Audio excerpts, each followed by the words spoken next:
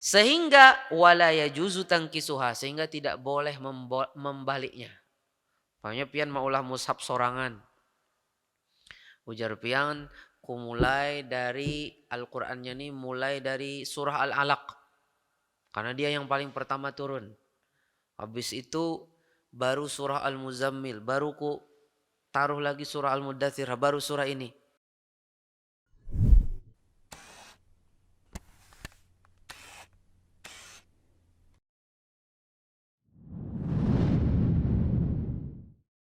Assalamualaikum warahmatullahi wabarakatuh. Alhamdulillah. Alhamdulillahi rabbil alamin. Wassalatu wassalamu ala sayyidil awwalin wal akhirin. Muhammad ibn Abdullah wa ala alihi wa ashabihi ajma'in. Amma ba'd. Qala Allah Ta'ala fi kitabihil karim.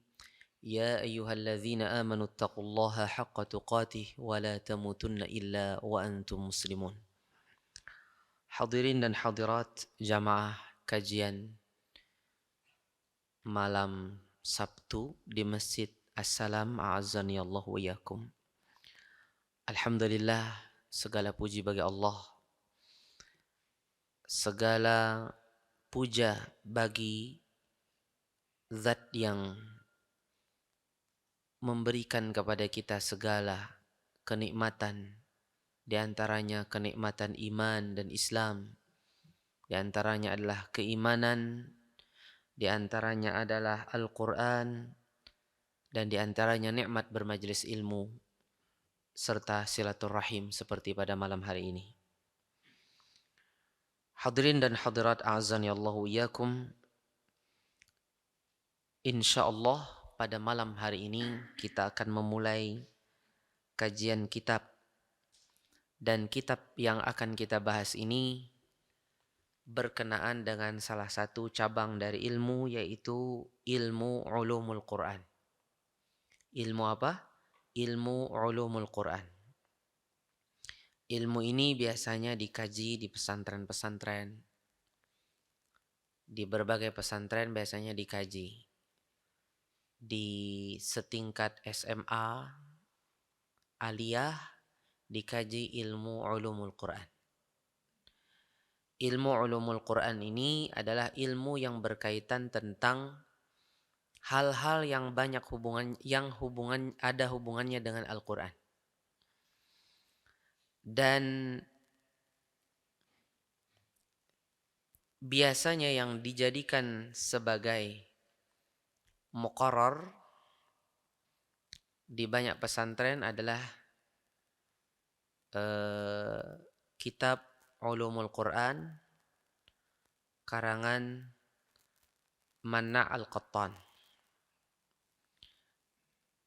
Adapun kitab-kitab legendaris yang agak klasik adalah diantaranya kitab Al-Itqan karangan Imam As-Suyuti, kemudian Al-Burhan karangan Az-Zarkashi.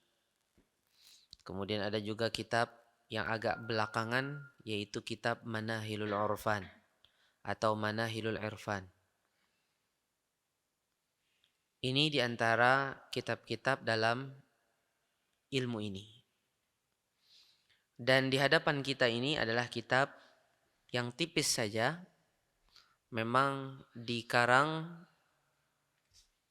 untuk memudahkan kita mempelajari ilmu ini bisa secara mendasar dan menyeluruh, yaitu berjudul kitab Al-Kifayah fi Ulumil Quran, yang artinya kecukupan di dalam ilmu ulumul Quran. Kitab ini ditulis oleh Profesor Dr. Abdurrahman bin Mu'adhah Asy-Syihri, seorang ahli atau pakar dalam ilmu Al-Quran, dosen di salah satu universitas terkenal di Arab Saudi, di Universitas Al-Imam Muhammad Ibn Saud.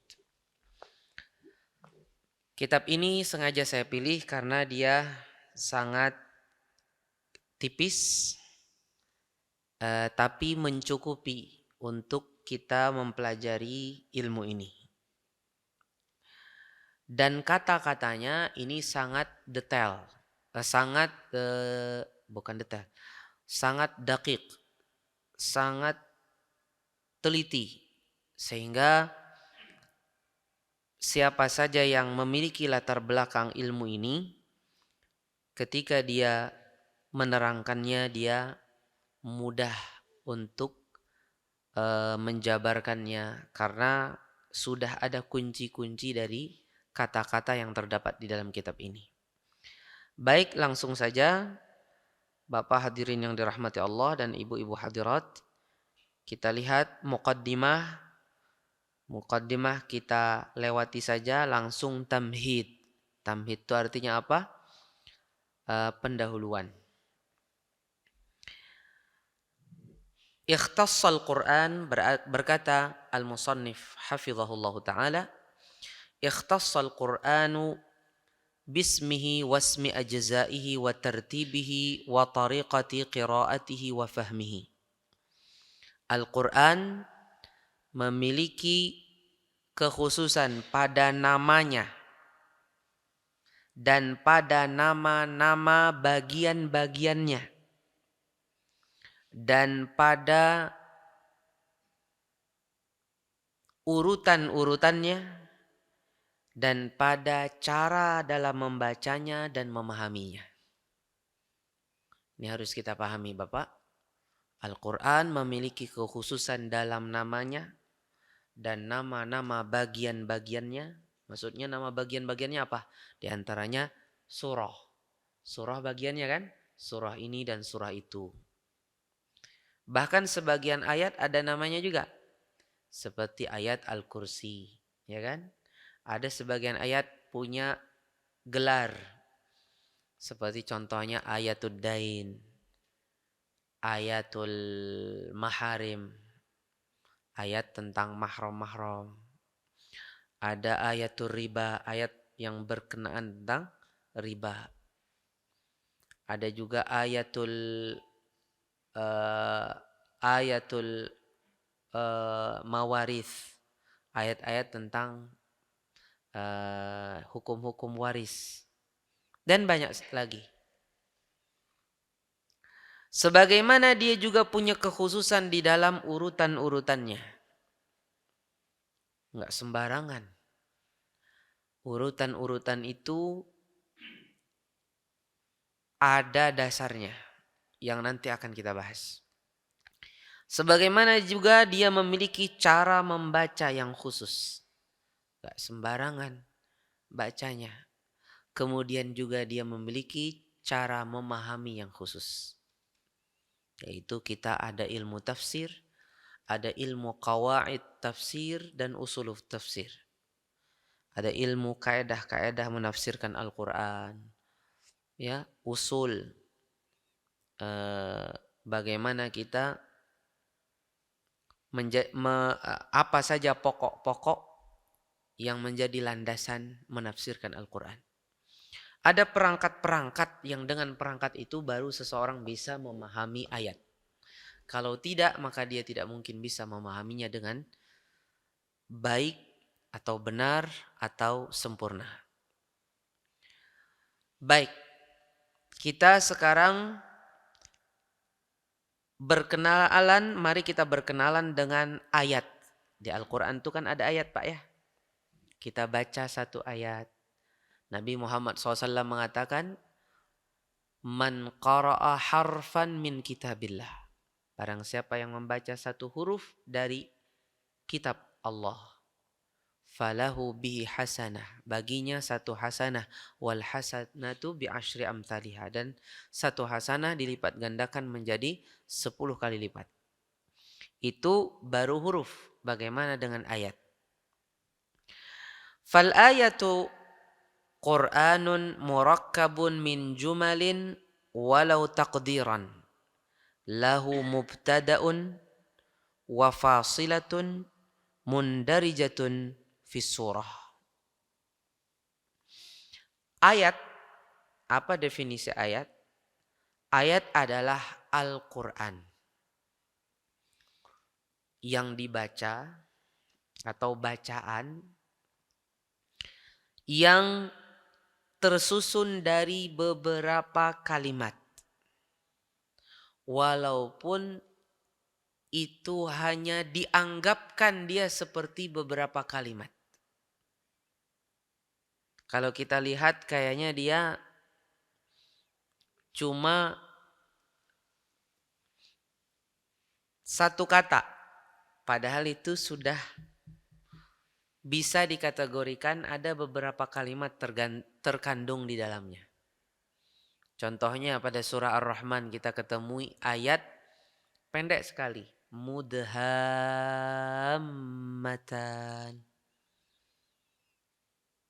Itu coba lihat terjemahnya. Nggak mungkin cuma satu kata terjemahannya. Itu sudah terangkai. Ya, sudah terangkai kata-katanya. Sehingga dia dijadikanlah ayat. Ya, makanya dikatakan tadi walaupun hanya dianggap. Ya. Seolah-olah dia tidak sampai berkalimat-kalimat, tapi kalau dipahami artinya, oh ini mengandung beberapa kata di dalamnya. Dia memiliki awal. Ayat itu kan ada depannya. Umpamanya kita baca ayat Malik Yaumiddin. Malik itu kan depannya ayat kan. Umpamanya kita baca ayat Ihdinas siratal mustaqim. Ini kan awalnya ayat Ihdina. Begitu pula dia memiliki potongan di tengah ayat.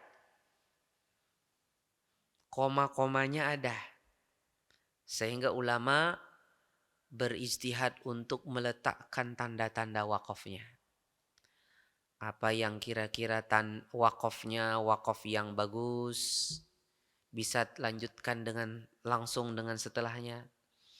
Atau mungkin tidak ada tanda wakaf, tapi bagi orang yang paham itu wakaf hasan, berarti dia bisa mengulang dari kata yang sebelumnya. Permulaan ayat ini dan koma-komanya, potongan-potongan di tengah ayat, ini berada di bawah surah. Artinya berada di dalam surah semuanya. Jadi ayat itu adalah anaknya daripada surah. Jadi kalau ada satu surah, ada beberapa ayat. Wal aslu fi addil ayi an-naqlu. Pada asalnya, hukum asalnya penghitungan ayat itu harus berasal dari nukilan. Enggak boleh asal-asalan. Nih surah ini sekian angka ayatnya. Enggak bisa, itu harus ada nukilan dari ulama addul ay, ulama penghitung ayat. Di mana ulama penghitung ayat ini mereka memang menghitungnya berasal dari riwayat yang mereka dapatkan dari mendengarkan bacaan Rasulullah Shallallahu Alaihi Wasallam. Sebagaimana para ulama hadis meriwayatkan hadis dari Rasulullah, begitu pula para ulama penghitung ayat. Ada ulama addul ay, ada terkenal di Madinah dulu, ada namanya Abu Ja'far Al-Madani, ya. Ada Ibnu Nassah, ada lagi ulama Syam, ada Kufah, ada Basrah, ulama atau ada juga Makkah. Ada ulama-ulama yang mereka meriwayatkan hitungan mereka dari jumlah ayat di dalam Al-Quran dan di dalam surah-surah itu. Dan kita tidak bisa sekarang umpamanya kita bikin mushaf, cetak mushaf. Oh ini nggak bagus nih, ini bikin 2 ayat nih jadi 1 aja ya. Oh ini 1 ayat nih kita potong-potong jadi 3 ayat, nggak bisa. ayat-ayat itu harus berasal dari nukilan. Nukilan yang berasal dari Rasulullah Sallallahu Alaihi Wasallam sesuai dengan riwayat-riwayat. Wa adadu ayil Quran sittatul alaf wa mi'atain wa sittun wa thalathuna ayah ala al-addil kufi alladhi naqra'u bihi. Jumlah ayat Al-Quran itu ada 6.236 ayat dalam hitungan ulama Kufah yang kita baca. Loh kok kita baca? Karena mushaf yang kita baca itu mushaf Kufah. Mushaf Kufah Pak Ai. Artinya penghitungannya dan qiraatnya adalah penghitungan dan qiraat Kufah. Cetakan mana aja? Cetakan Jakarta kah? Cetakan Madinah kah? Cetakan Mesir kah? Cetakan Malaysia? Mau cetakan mana saja selama dia pakai qiraat Asim, yang kita baca ini qiraat Asim dengan riwayat Hafs. Selama dia qiraat Asim, pasti mushafnya itu adalah mushaf Kufah. Nah, itu nang di belakang Bapak tuh nah. Itu mushaf Kufah sabaratan. Ya, itu kita mushaf Kufah semuanya. Cetakan Jakarta Ustaz, bujur cetakan Jakarta, cuma dia adalah mushaf Kufah. Harus kita pahami. Mushaf Kufah. Jadi dalam hitungannya Kufah itu berapa? 6.236 ayat. Kada 6666. Ujar kajian bahari. Adakah nama kaji gitu? Itu tidak benar. Ya. Tidak benar itu. Tidak benar. Ya. 66666 itu tidak ada. Tapi ulun pernah, kalau nggak salah mempelajari apa ya dulu ya? Kalau nggak salah saraf-saraf atau apa gitu ya? Di tubuh manusia itu ada saraf-saraf atau mungkin apa yang ada di tulang punggung belakang ini Pak. Yang nanti itu kalau dijumlahkan itu demikian 66666. Mungkin yang dulu sembarangan sih mengatakan jumlah ayat Al-Quran 66666 itu, mereka ngacoknya itu berasal dari ayat Al-Quran ini sejumlah dengan saraf-saraf yang di tubuh manusia atau yang di punggung manusia itu. Yang itu memang jumlahnya demikian dan itu ada penelitiannya. Tapi nggak nyambung dengan realita ayat Al-Quran. Ayat Al-Quran seperti yang kita sebut tadi jumlahnya. Jadi mushaf yang kita baca ini Bapak mushaf Kufah. Pian hendak menyambat ini terbitan Madinah, terbitan Mekah, Mesir, Damaskus, Lebanon, Jakarta, Surabaya. Semuanya sama namanya mushaf Kufah. Dari mana Kufahnya Ustadz? Pertama qiraatnya. Qiraatnya apa kan? Pakai qiraat Asim, pakai riwayat Hafs. Ya, di situ tertulis apa? Contohnya tertulis umpamanya buyutun. Ya. Buyutun. Pada Syu'bah biyutun. Ya. Ada sebagian qiraat tertulis umpamanya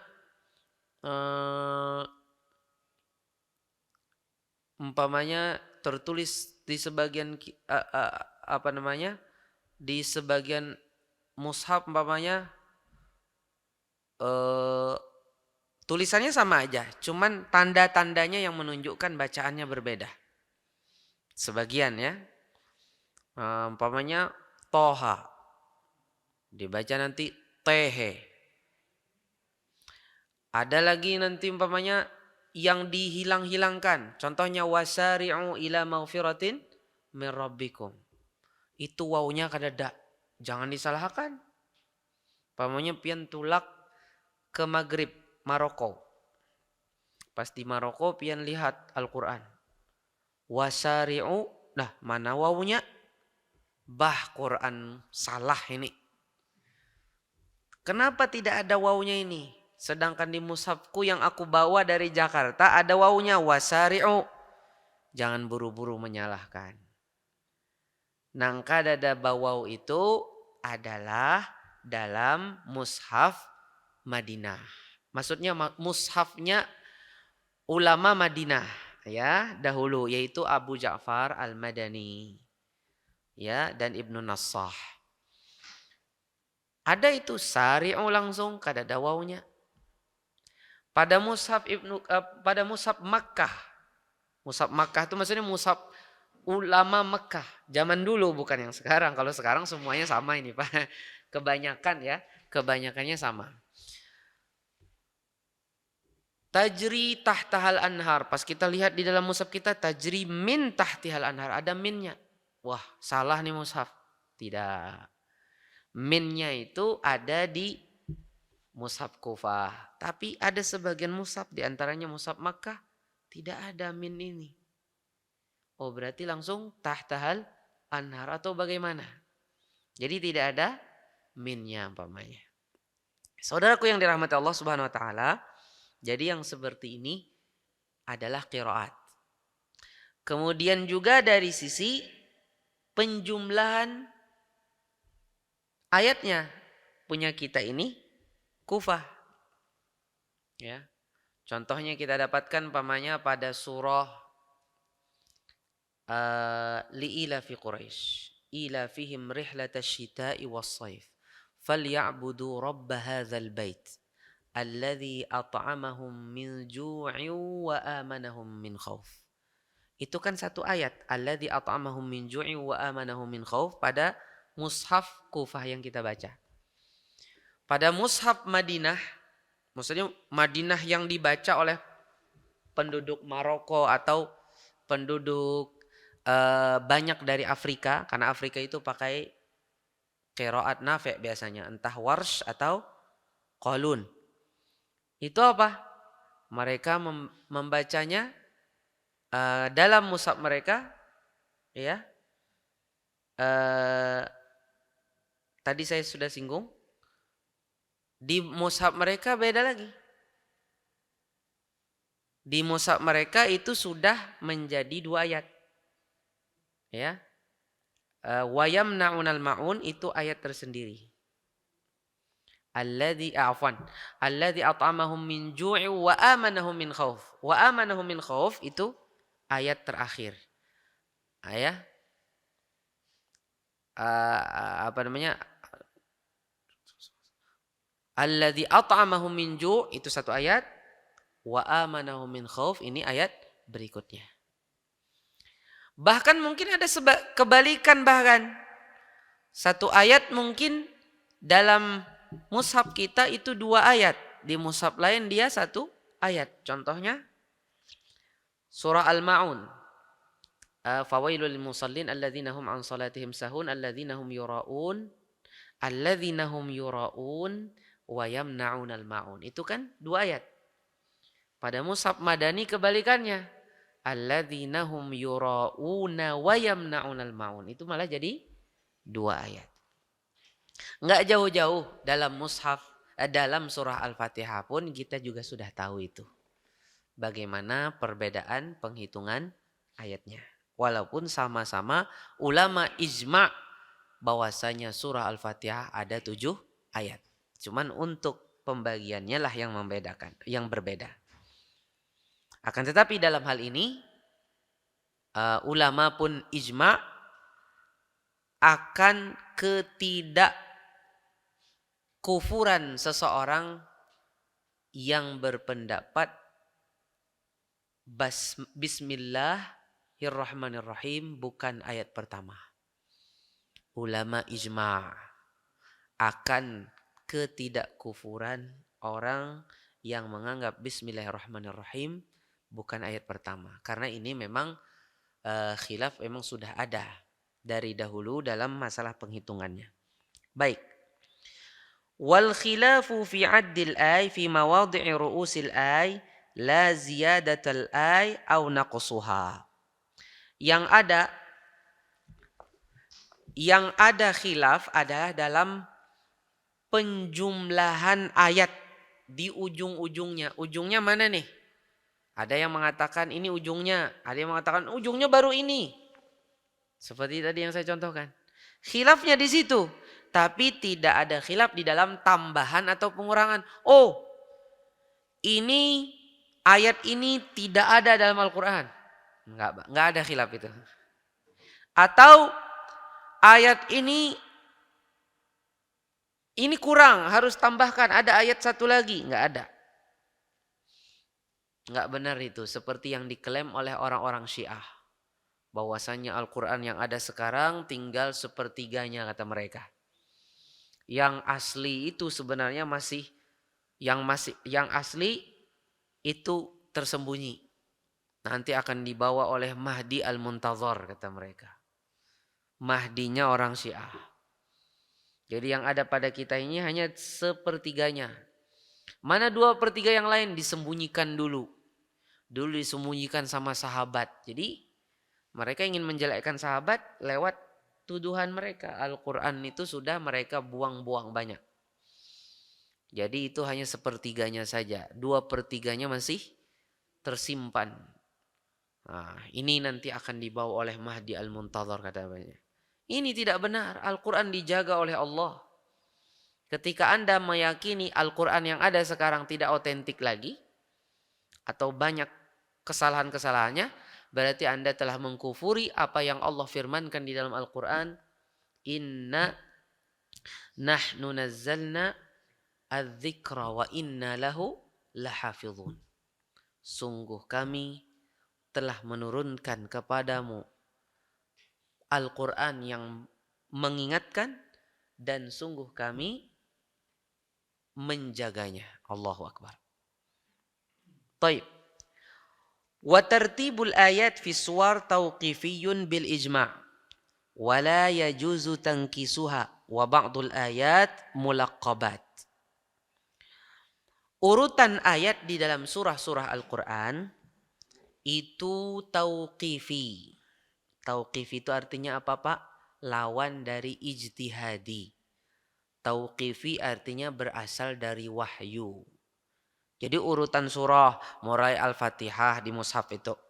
Mbah Al-Fatihah Pak, Al-Baqarah. Mbah itu Ali Imran. Habis itu An-Nisa. Mbah itu Al-Maidah. Habis itu Al-An'am, Al-A'raf dan seterusnya sampai An-Nas. Urutan itu tauqifi, berasal dari wahyu. Bukan dari logika para ulama, bukan. Bukan dari logika sahabat, bukan. Itu wahyu dari Allah, sehingga seperti itulah Nabi membacakannya dan akhirnya ditulis mushaf dengannya. Dia ini tauqifi secara ijma', aklamasi ulama. Tidak ada khilaf dalam hal ini. Bahwasanya urutan surah di dalam Al-Quran itu tauqifi. Wahyuni. Ngaran orang wahyuni. Artinya apa? Dia berasal dari wahyu, bukan dari ijtihad para ulama. Bukan. Sehingga wala yajuzu tankisuha, sehingga tidak boleh membaliknya. Pokoknya pian maulah mushaf sorangan. Ujar pian ku mulai dari Al-Qur'annya nih mulai dari surah Al-Alaq. Karena dia yang paling pertama turun. Habis itu baru surah Al-Muzammil, baru ku taruh lagi surah Al-Mudaththir, baru surah ini. Enggak bisa, enggak boleh. Kalau Anda menganggap itu mushaf seperti itu, ini bisa mengeluarkan Anda dari Islam. Karena Ini bukan perkara sepele. Anda telah membalik-balik sesuatu yang telah disepakati itu berasal dari Allah urutannya. Ya. Nah, intinya minimal itu adalah suatu kefasikan. Ketika seseorang membalikkannya. Ya, jadi tidak boleh membalikkannya itu. Tapi bukan berarti seseorang tidak boleh menghafal atau membacanya terbalik. Ini hanya urutannya saja. Kalau kita anggap mushaf ya demikian urutannya. Umpamanya ada sebagian kita ingin menghafal Al-Quran. Mulai dari An-Nas, Al-Falaq, habis itu Al-Ikhlas, Al-Masad. Dan seterusnya. Dari akhir menuju ke awal mushaf. Tidak masalah, boleh-boleh saja. Tapi untuk urutan bukan seperti itu. Nanti umpamanya sudah hafal. Kalau Anda ingin membacanya secara berurutan ya dari awal. Umpamanya hafalannya sudah ada sampai Al-Fil. Jadi nanti Al-Fil, Quraisy, kemudian Al-Ma'un dan seterusnya sampai An-Nas. Tapi kalau Anda ingin memulai ngapal dari akhir, terus naik-naik menuju ke awal, silahkan. Baik. Wa ba'dul ayati mulaqqabat. Sebagian ayat itu memiliki julukan. Ada memiliki gelar-gelar. Di antara gelarnya apa? Ayat Al-Kursi itu paling terkenal. Ya kan? Ayat Al-Kursi. Ada ayat tadi saya sudah sebutkan tadi kan? Ayat ini, ayat itu. Gelar-gelar ini kadang-kadang berasal dari wahyu seperti ayat Al-Kursi. Ada yang berasal dari perkataan Rasulullah SAW. Ada yang berasal dari perkataan sahabat. Ada yang berasal dari perkataan tabi'in. Ada yang berasal dari perkataan tabi'ut tabi'in. Ada yang berasal dari perkataan ulama setelah tabi'ut tabi'in. Mengatakan nih ayat demikian. Tapi itu jarang. Biasanya sampai generasi tabi'ut tabi'in saja. Seperti contohnya ini ayatul Qurra. Ini ayatnya para penghafal Al-Quran. Apa itu? Ada satu ayat di dalam Al-Quran. Innal ladzina yatluna kitaballah wa aqamus shalah wa anfaqu mimma razaqnahum sirran wa alaniyatan yarjuna tijaratan lan tabur liwafiyahum ujurahum wa yazidahum min fadlih. Ya, liwafiyahum ujurahum wa yazidahum min fadlih innahu ghafurun syakur. Ini ayat para qurra kata para ulama, para penghafal Al-Qur'an. Jadi sebagian ayat memiliki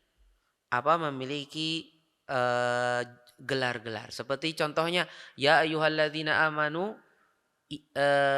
kutiba alaikumusiyam sampai uhilla lakum lailatus siyam. Itu semua ayat apa? Ayatus siyam. Ayat tentang puasa.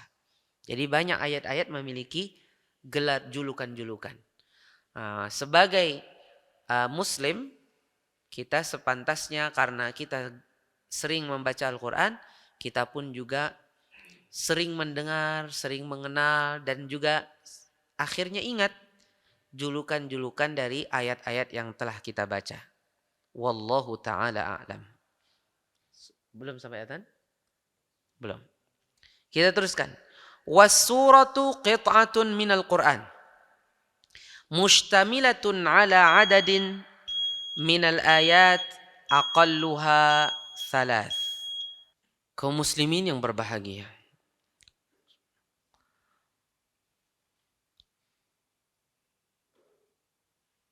Mari kita teruskan dari kitab ini. Berkata al-musannif hafizahullah ta'ala, was-suratu qit'atun minal Qur'an. Mushtamilatun ala adadin minal ayati aqalluha thalath. Surah, tadi kita sudah mengenal apa? Ayat ya. Sekarang apa itu surah? Surah adalah potongan dari Al-Quran yang mengandung beberapa ayat. Minimal 3 ayat. Minimal 3 ayat. Berarti nggak ada surah yang kurang dari 3 ayat. Laha bidayatun wa nihayatun wa wahdatun mawdu'iyatun. Di mana ayat itu memiliki awal, bukan ayat, surah. Surah itu memiliki awalnya dan memiliki akhir. Umpamanya qul huwallahu ahad. Itu awal. Ujungnya walam yakullahu kufuwan ahad. Ada permulaannya dan ada yang terakhirnya. Dan juga surah itu memiliki pembahasan-pembahasan.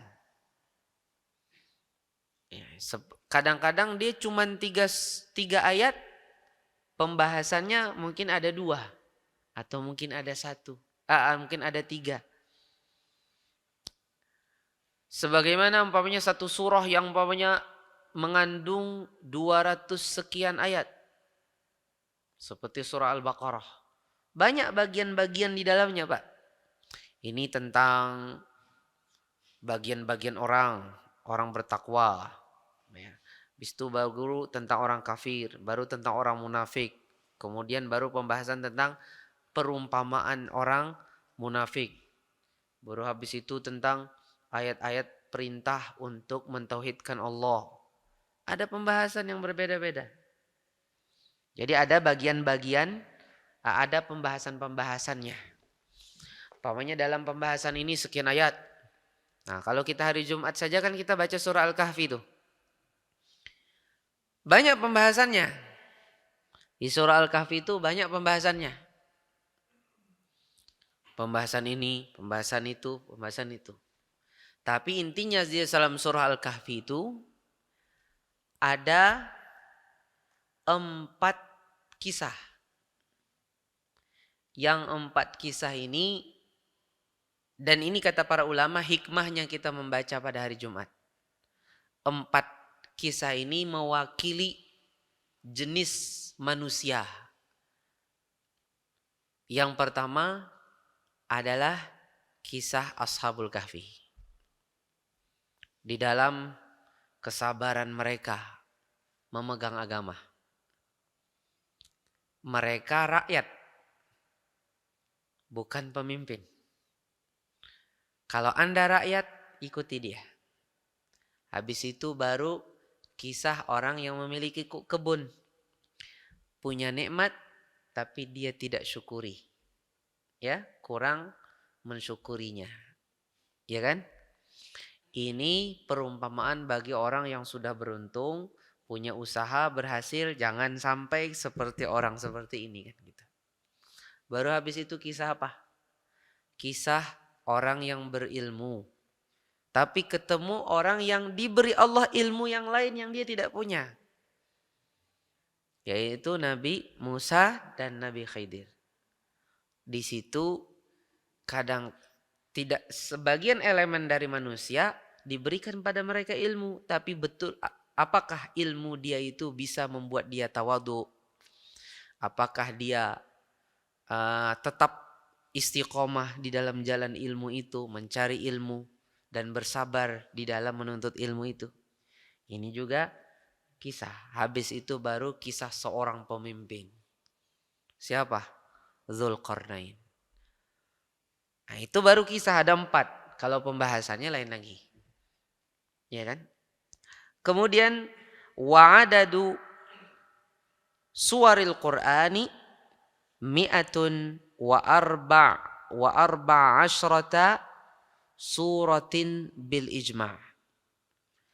Jumlah surat di dalam Al-Qur'an, jumlah surah dalam Al-Qur'an ada 100 berapa? Berapa Bapak Ibu? 114. Masih ada khilaf enggak? Tak ada khilaf. Ijma', aklamasi ulama. Nggak ada khilaf dalam masalah ini. Nah, ini apa yang saya sampaikan ini penting. Karena ada yang memadahkan, ada lagi yang lain. Pian katakan tidak ada, putus sudah. Ijma ulama. Jumlah surahnya hanya 14. Murattabatan bitaufiq, murattabatan bitauqif 'ala al-ashah. Urutan surah itu secara tauqifi urutannya. Menurut pendapat yang sahih. Tadi yang ulun bahas tadi tergabung tadi di awal tadi ulun sebut urutan ayat, sebenarnya urutan surah, sebenarnya urutan ayat itu. Urutan ayat Al-Qur'an dari Al-Fatihah itu sampai An-Nas, urutan-urutannya itu maksudnya setiap ayat-ayat di dalam surah, setiap ayat-ayat di dalam surah itu urutannya tauqifi, wahyu. Secara ijma'. Adapun urutan surah, apakah dia tauqifi ataukah ijtihadi? Di sini ketika dikatakan musannif 'alal ashah, dia urutannya itu juga secara tauqifi menurut yang sahih, yang paling benar. Ini menunjukkan adanya khilaf tentang urutan surah.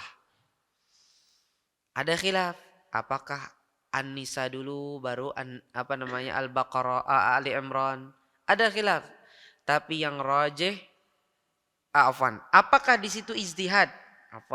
Apakah ini ijtihad? Logika dari sahabat, bukan dari wahyu? Nah, itu ada yang mengatakan dia ijtihadi. Urutannya itu Rasulullah berijtihad atau mungkin sahabat berijtihad. Ya, sahabat berijtihad. Bukan dari Rasulullah, dari sahabat ijtihad. Nah, tapi yang rajih kata beliau di sini, urutan surah itu dia adalah tauqifi, dia berasal dari wahyu juga. Seperti mana ayat. Kalau ayat ijma', aklamasi para ulama. Baik. La ala tartibin nuzul. Al-Quran itu urutan surahnya tidak sesuai dengan urutan turun. Urutan turun lain lagi. Ya. Urutan turun ini itu. Itu lagi. Tapi yang ada di mushaf, kalau kita menghafal Al-Quran atau membaca Al-Quran dengan hafalan, maka urutannya sesuai dengan yang ada di mushaf. Ya, bukan dengan urutan turun. Ada seorang penulis terkenal lah di Indonesia ini menulis tafsirnya disesuaikan dengan urutan turun. Ya. Terlepas dari berbagai hal yang tidak sedikit dari penyimpangan di dalam kitab tersebut. Ya. Tapi dia beristihad bikin tafsir sesuai dengan urutan turun.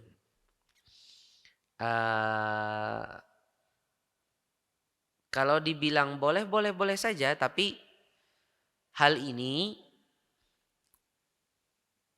tidak menjadi kebiasaan ulama tafsir. Padahal tafsir itu kan tujuannya agar seseorang itu berurutan sesuai dengan urutan mushaf memahaminya. Dan tidak mesti harus dengan sesuai urutan turun. Wa yajuzu qira'atuha ala ghairi tartibiha wa qira'atuha murattabatan aula. Boleh kita membacanya tidak sesuai urutannya. Adapun membacanya secara urutan itu lebih utama. Pamannya nih, kita membaca Al-Ma'un, habis itu Quraisy, habis itu Al-Fil. Atau mungkin urutannya langsung loncat jauh. Nah, ini boleh saja, tapi kalau kita berurutan itu lebih baik. Adapun ayat itu tidak boleh tankis tadi disinggung. Umpamanya kita membaca lam yalid walam yulad. Umpamanya kita membaca walam yakul lahu kufuwan ahad. Lam yalid walam yulad. Allahus samad. Qul huwallahu ahad. Bismillahirrahmanirrahim. Ini tidak boleh. Bahkan karena ini tidak boleh, ya, ini disebut dilarang. Bahkan hal ini kadang-kadang bisa menjadi penyebab murka Allah, dan sesuatu yang dimurkai oleh Allah disukai oleh syaitan. Dan tidak sedikit beberapa bentuk-bentuk beberapa bentuk-bentuk perdukunan dan lain sebagainya itu dengan cara menghinakan Al-Quran, seperti membalik-baliknya. Nah, akhirnya jin mau mendekat. Kemudian setelah mendekat jin akhirnya bantu-bantu dia karena dia telah menghinakan Al-Quran. Makanya jangan sampai kaget kalau seandainya orang ini bukan dukun, buktinya itu baca Al-Quran, tapi Al-Qurannya dibalik-balik sama dia atau ditulis-tulis dengan terbalik-balik. Wa asma'us suwar ba'duha thabata 'anin Nabi sallallahu alaihi wasallam. Nama-nama surah di dalam Al-Quran sebagiannya berasal dari Nabi sallallahu alaihi wasallam, wa ba'duha 'anis sahabah. Sebagian nama-nama surah itu berasal dari para sahabat. Wa ba'duha bil ijtihadi 'an ghairihim. Dan sebagian nama surah itu hasil ijtihad dari selain sahabat, yaitu dari tabi'in kadang. Ya, kalau yang di dalam mushaf itu yang kita lihat itu kebanyakannya atau semuanya itu berasal dari Rasulullah. Tapi ada kadang-kadang nama-nama kita dengar nama surah ini namanya ini. Nah, itu berasal dari sahabat kadang-kadang namanya. Seperti contohnya surah Al-Ikhlas itu ada yang mengatakan dia adalah surah Al-Kafirun, ada yang mengatakan dia surah Al-Ikhlas Ats-Tsani. Surah Al-Ikhlas yang kedua. Ada beberapa surah memiliki beberapa nama yang sebagian berasal dari Rasulullah, sebagian berasal dari sahabat. Sebagian berasal dari Rasulullah, sebagian dari sahabat. Seperti contohnya saja surah Al-Isra. Yang paling terkenal dulu namanya surah apa? Bani Israel. Surah Al-Isra itu tidak terkenal dulu. Dulu namanya surah Bani Israel. Surah Al-Isra itu tidak seterkenal nama Bani Israel. Ada yang berasal dari sahabat, ada sebagian berasal dari ijtihad selain sebagian mereka. Kemudian wa fiha tiwal as-sab' wal mi'in wal mathani wal mufassal. Surah-surah itu ada 4 macam. Yang pertama as-sab'ut tiwal. 7 surah yang panjang-panjang. Apa itu? Al-Baqarah. Habis itu Ali Imran. Habis itu An-Nisa. Habis itu Al-Maidah. Habis itu Al-An'am. Habis itu Al-A'raf. Habis itu apa? Al-Anfal dan At-Taubah. Karena dulu 2 surah ini dulu 1 surah ceritanya. Dulu 1 surah menurut sebagian para ulama. Apa definisi As-Sab'ut Tiwal? Adalah surah yang ayatnya lebih daripada 100 ayat. Yang lebih daripada 100 ayat. Kemudian baru Al-Mi'in. Al-Mi'in itu ayatnya yang ayatnya yang dia sekitar 100. Ya, sekitar 100 ayat saja, tidak lebih dari itu. Ya, ini surah-surah berikutnya. Ya, seperti surah Yunus dan seterusnya. Kemudian lagi ada Al-Mathani. Al-Mathani itu surahnya kurang dari 100 ayat. Ya, kurang dari 100 ayat. Nah, dan ini banyak kita dapati seperti contohnya surah Yasin, surah Al-Mu'minun umpamanya, itu kurang dari 100 ayat. Kemudian ada lagi surah Mufassal. Yang keempat adalah surah Mufassal. Surah Mufassal itu adalah surah yang pendek-pendek ayatnya. Nah, surah Mufassal ini kebanyakan para ulama mengatakan dari surah Qaf sampai An-Nas. Sebagian mengatakan dari surah Al-Hujurat sampai An-Nas. Kemudian Mufassal ini terbagi menjadi 3 lagi. Jadi tadi surah Al-Quran ada 4. As-Sab'u At-Tiwal, kemudian Al-Mi'in, kemudian apa? Al-Mathani, kemudian yang keempat apa? Al-Mufassal. Yang keempat ini yaitu Al-Mufassal ini terbagi menjadi 3. Ada Tiwalul Munfassal, surah pendek-pendek yang panjang. Surah yang ayatnya pendek-pendek tapi panjang. Nah, ini dari Qaf sampai Al-Mursalat, sebelum An-Naba, Al-Mursalat, atau mungkin dari Al-Hujurat sampai Al-Mursalat. Bagi yang berpendapat dia dari Al-Hujurat. Al-Hujurat sama Qaf itu bersampingan ya Pak ya. Kemudian yang kedua adalah Mutawassitul Mufassal. Yaitu surah yang pendek-pendek ayatnya yang sedang. Itu dari An-Naba amma yatasaalun sampai Al-Lail. Sampai apa? Al-Lail.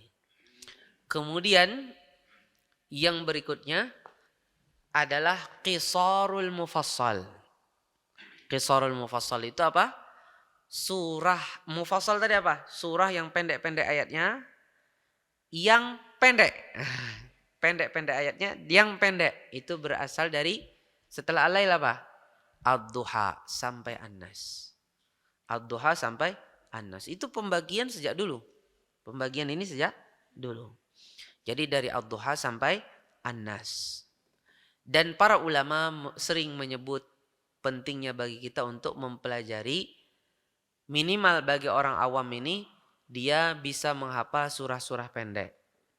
Surah-surah pendek itu, Qisarul Mufassal itu, ini semestinya dihafal oleh kita. Kalau tidak bisa semuanya, minimal sebagiannya. Umpamanya Al-Bayyinah lawan Al-Alaq kada hafal, kada apa-apa. Nah, sebagai orang awam,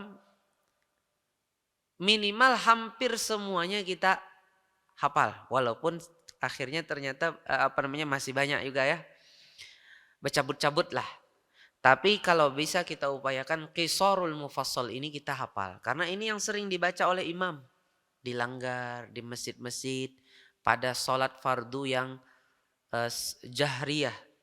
Ya kan? Kemudian Syekh bin Baz rahimahullahu ta'ala. Beliau berijtihad. Kata beliau, seyogianya bagi orang awam untuk berusaha untuk membaca dan menghafal dari surah Az-Zalzalah sampai An-Nas. Itu lebih pendek lagi. Ya, ini lebih pendek lagi dari Az-Zalzalah sampai An-Nas. Apa yang beliau ijtihadkan ini, kalau diteliti ada dasarnya. Dalam suatu hadis disebutkan ada seseorang yang datang kepada Rasulullah. Dia mengatakan, "Ya Rasulullah, ajari aku surah dari Al-Quran." Kata Rasulullah, "Aku tidak ada waktu, bacalah olehmu atau hafalkanlah olehmu surah ini." Surahnya panjang Pak. Kata dia, "Wahai Rasulullah, aku sudah tua, gak bisa aku itu." Kalau begitu kata Rasulullah, bacalah surah ini. Surahnya masih panjang juga. "Wahai Rasulullah, aku orang sudah tua, lambat ingatanku ini lemah sudah." Setelah 2 kali Rasulullah mengatakan, "Bacalah olehmu idza zulzilatil ardu zilzalaha." Kemudian beliau baca sampai habis. Akhirnya orang ini pun membacanya. Kemudian setelah itu dia berkata, "Sungguh aku akan terus mengamalkan surah ini. Dan aku akan terus membaca surah ini. Cukup ini, jangan lagi ditambah. Karena dia lemah. Makanya dia nggak minta lagi tambah. Cukup ini saja. Kemudian dia pun berpaling, dia pergi. Kata Rasulullah SAW, aflah, orang itu telah beruntung apabila dia istiqomah di atasnya. Nah, apa yang diistihadkan oleh Syekh bin Baz ini, di antara dasarnya mungkin adalah hadis ini. Di mana ketika Rasulullah 2 kali menawarkan kepada orang tua, 2 kali juga dia merasa berat, pas sampai azalzalah dia terima.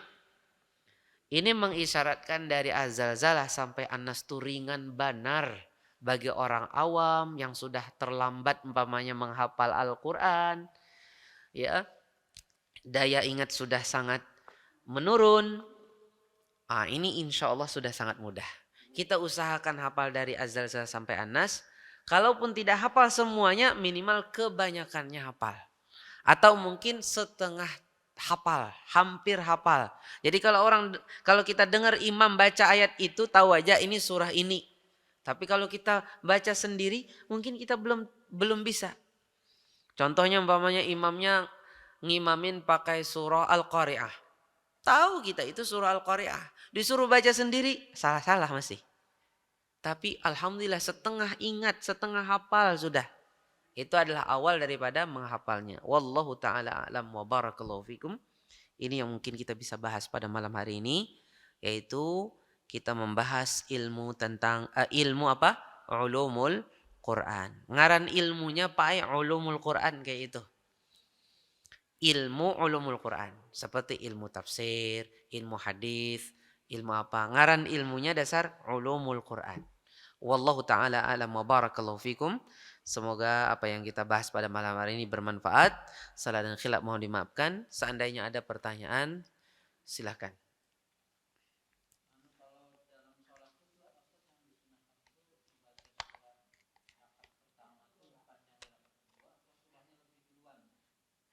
Hah? Oh ya. Baik. Saudaraku yang dirahmati Allah, ada pertanyaan. Mana yang baik ketika kita mengimami sholat? Apakah urutannya sesuai yang ada di Al-Quran? Ataukah melihat dari sisi yang mana yang lebih panjang sehingga di rakaat pertama dipanjangkan daripada rakaat kedua? Jawabannya, diupayakan kedua-duanya. Sudah urutannya ini sebelum yang itu, berarti yang ini didahulukan di rakaat pertama, ini di rakaat kedua. Dan yang didahulukan itu juga lebih panjang daripada yang setelahnya atau sama atau kurang lebih. Kecuali yang memang itu ada dasarnya dari Rasulullah SAW. Seperti pada sholat Jumat, Al-A'la itu lebih pendek daripada Al-Ghasyiyah. Enggak masalah. Ya lebih pendek. Enggak sih lebih pendek banyak, tapi lumayan. Ya kan? Tapi itu sudah berasal dari Rasulullah seperti itu. Nah, itu lain lagi. Itu enggak bisa diganti-ganti karena itu memang sudah pasangannya seperti itu. Disebutkan pada sebagian athar bahwasanya di Al-Quran itu ada surah-surah yang berpasang-pasangan. Seperti Al-Baqarah pasangannya Ali Imran. Surah ini pasangannya surah itu. Allah Subhanahu wa taala sudah pasang-pasangkan. Dan pasangan-pasangan itu tidak mesti dia harus bersampingan. Seperti surah As-Sajdah dengan surah Al-Insan bersampingan tidak? Letaknya tidak. Tapi dia pasangannya. Karena sama-sama membahas tentang penciptaan manusia, penciptaan alam semesta. Yang itu terjadi pada hari Jumat dan hari kiamat tidaklah terjadi kecuali pada hari Jumat. Jadi untuk mengingatkan kita akan kembali nanti dan akan ada hari kiamat, yang hari itu terjadi pada hari di mana Anda diciptakan oleh Allah, di mana langit dan bumi ini selesainya pada hari itu, di mana hari itulah terjadinya hari kiamat itu. Wallahu taala alam wa barakallahu fikum. Jadi seperti itu, Kak. Jadi umpamanya kita jadi imam, kita umpamanya membaca Az-Zalzalah baru Al-Adiyat. Ya kan? Baru Al-Adiyat. Seperti itu. Kita upayakan seperti itu. Umpamanya pada rakaat pertama Al-Bayyinah, rakaat kedua Az-Zalzalah. Ya, urutan seperti itu. Jadi diusahakan rakaat pertama itu lebih panjang atau sama dengan rakaat kedua. Seperti itulah kebiasaan Rasulullah kecuali pada hari Jumat. Nah, adapun yang lain-lainnya riwayat-riwayat tentang bacaan Rasulullah hampir bisa dikatakan semuanya atau hampir semuanya itu rakaat pertama lebih panjang atau sama dengan rakaat kedua. Wallahu taala alam. Ada lagi? Silakan.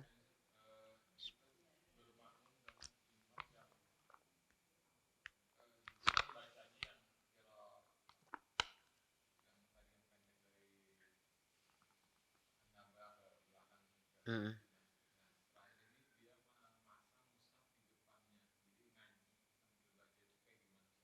Ngaji.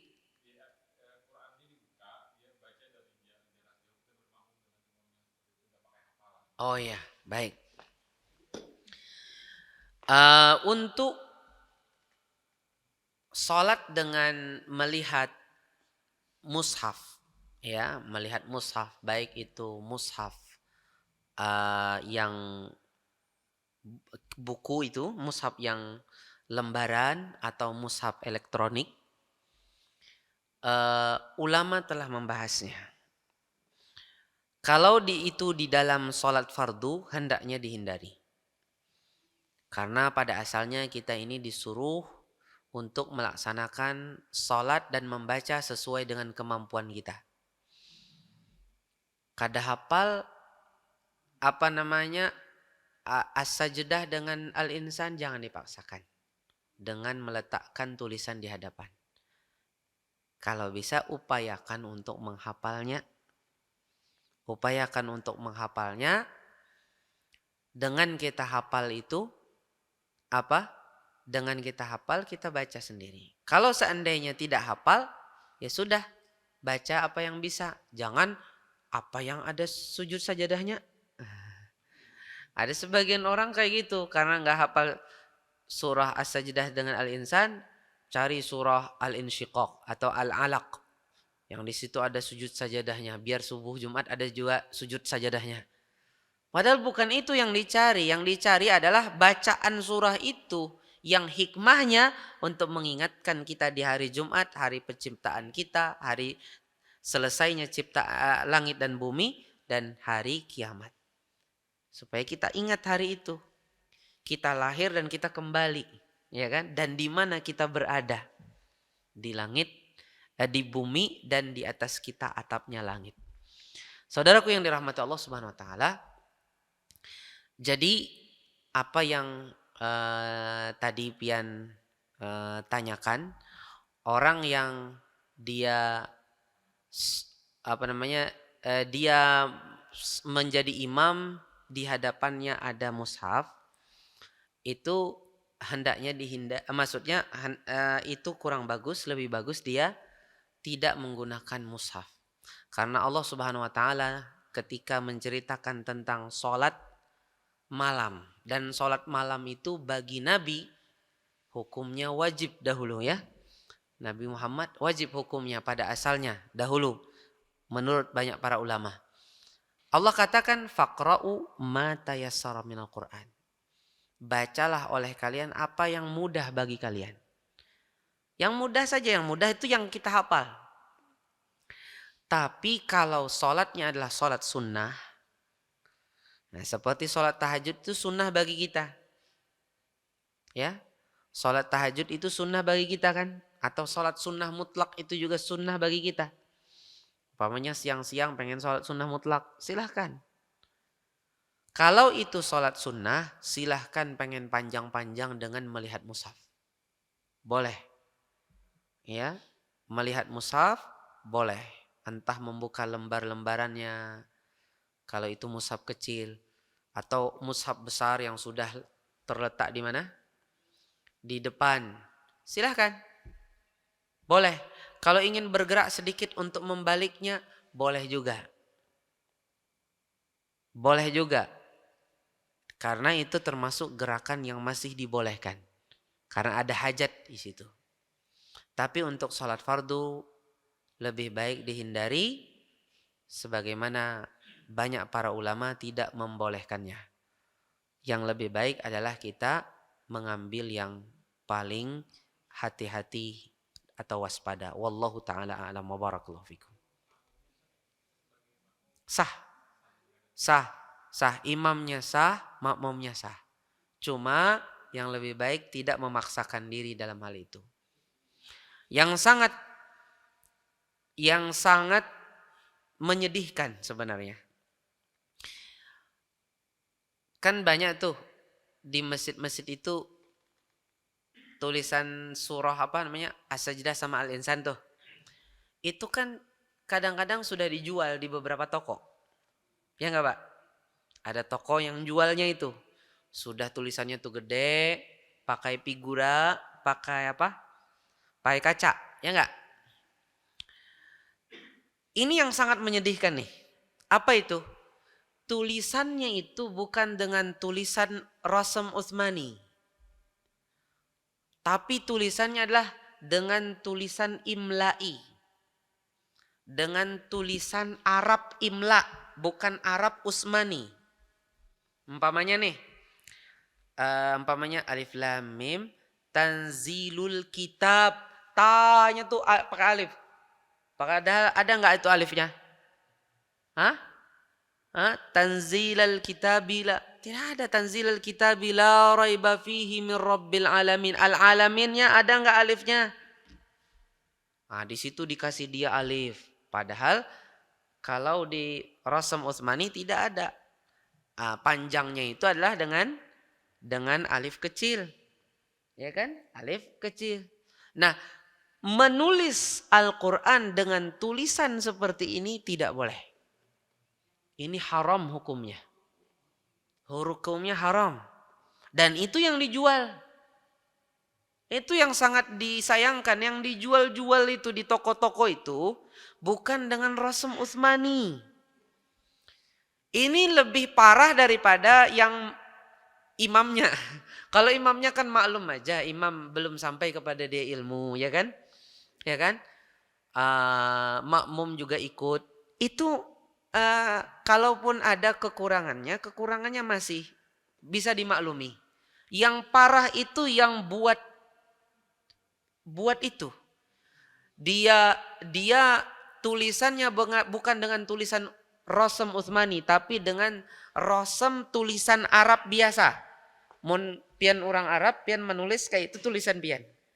Nah, yang ininya apa tulis dengan tulisan Arab biasa, bukan tulisan Arab yang ditulis oleh Utsman yang diketuai oleh siapa? Zaid bin Thabit yang disuruh oleh Utsman bin Affan, tidak. Itu tulisan Arab biasa, bukan Arab Utsmani. Kan Arab tuh kan macam-macam loh, Pak. Apa aja? Arab Utsmani, Arab Imla'i. Habis itu Arab apa lagi? Arab Arudi. Tulisan Arab Arudi. Nang keempat nih banyak orang kada tahu. Nang tahu di wadah kita aja. Arab Melayu. Nah. Nang keempat nih banyak orang kada tahu. Ulun sedikit bercerita. Kemarin ketika liburan semester genap kemarin ya. Santriwati kita Madrasah Ummu Sulaim kita kasih tugas. Masing-masing harus ada punya murid selama liburan. Minimal 1 orang. Terserah pengen ayah, pengen ibu, pengen adek, pengen sepupu. Selama satu jenis gitu kan. Atau pengen bibi, acil, atau paman, ya, atau mungkin anak tetangga yang bisa masih diajarin, ya, bukan yang gede kalau umpamanya beda jenis. Akhirnya mereka nyari-nyari. Apa yang diajarin ustadzah? Ajarin apa aja? Pengen ngajarin ini, ilmu yang kalian sudah pelajari sini. Pengen ngajarin tajwid, tahsin, akidah, fikih, atau bahasa Arab, terserah kalian. Macam-macam tuh yang diajarin. Pas mereka pulang dari liburan, masing-masing cerita. Kan ada laporannya tuh. Saya yang jadi murid saya, ibu saya yang jadi murid saya, ayah saya, macam-macam lah. Ada satu murid berasal dari dari suatu daerah di tanah laut ya.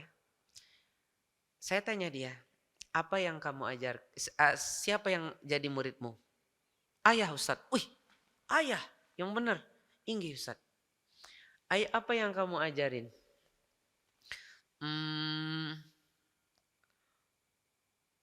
Arab Ustaz. Arab apa? Arab Melayu Ustaz. Buku apa saya bilang? Buku sorof Ustaz. Karena buku sorof itu pakai Arab Melayu. Tulisannya Arab tapi kan ada beda-bedanya tuh. Ya. Seperti contohnya C itu kan jim titik 3. Ya kan? C ya kan? Nah kemudian banyaklah macam-macam tanda-tandanya ya kan. Dibacanya dengan bahasa Melayu bukan bahasa Arab ya kan. Tulisannya tulisan Arab. Nah, jadi itulah. Jadi Rasm Utsmani itu dia Al-Qur'an harus ditulis dengan Rasm Utsmani kayak bagaimanapun, Pak. Nah, kalau itu Al-Qur'an tulis dengan seperti itu, enggak boleh ditulis dengan tulisan Arab biasa. Seperti kita belajar Iqra itu. Kadang-kadang ada yang tulisan Arab biasa dulu di awal-awal jilid, belum sampai Al-Qur'an kan?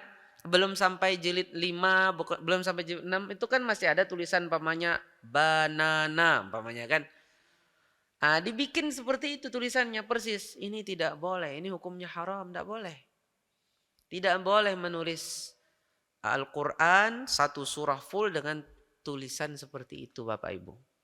Nah ini yang paling parah, ini lebih parah kesalahannya daripada yang ditanyakan tadi. Yang ditanyakan tadi masih bisa dimaklumi. Dan masih ada qaul sebagian para ulama yang membolehkan. Walaupun kita tidak cenderung ke sana. Tapi masih ada qaul. Tapi kalau ini tidak boleh. Nah ini semestinya kalau seandainya ada pemerintah kita yang berwenang. Dari kementerian apa yang berwenang dalam hal ini. Hendaknya bisa menertibkan ini. Ini ditertibkan semestinya. Karena pemerintah kan punya hak untuk menertibkan ini. Karena Al-Quran itu harus dijunjung tinggi, dihormati, dijaga. Dijaga hukum-hukumnya. Di antaranya penulisannya. Kalau sampai ada orang menjual-jual tulisan surah tadi, ya, dijual-jual dengan bukan tulisan Rasm Utsmani, ini kan bermasalah. Ditempel di masjid lagi. Ya kan bermasalah. Kalaupun tulisannya sudah tulisan Rasm Utsmani, monggo silahkan Anda. Kami tidak bisa menghalangi. Itu memang tulisannya Al-Quran kayak gitu. Ya kan? Wallahu ta'ala alam wa barakallahu fikum. Semoga yang kita bahas pada malam hari ini bermanfaat bagi kita. Salah dan khilaf mohon dimaafkan. Kita tutup dengan doa kafaratul majlis. Subhanakallahumma wa bihamdik. Asyhadu an la ilaha illa ant. Astaghfiruka wa atubu ilaik. Terima kasih. Jazakumullah khairan wa barakallahu fikum. Video ini dibuat atas partisipasi dari donasi Anda. Semoga menjadi amal jariah bagi Anda semuanya.